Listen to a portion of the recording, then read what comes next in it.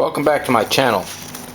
Originally I started out with aluminum lines and run them around this way to the pressure regulator, but then I switched it up to the braided lines because of the simple fact that they need to be shielded from the flywheel. So I put them on the outside of the frame rail, and that's the way I ran them. Looks pretty good.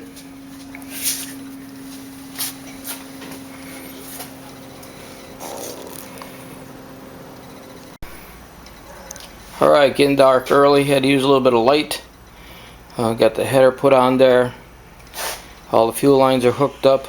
I just have to finish mounting the engine. Get the brackets installed.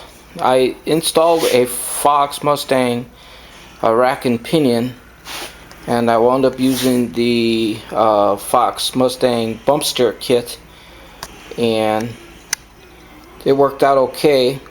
It's tight.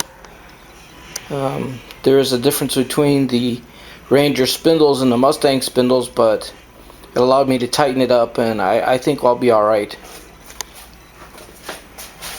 So that's about it, except for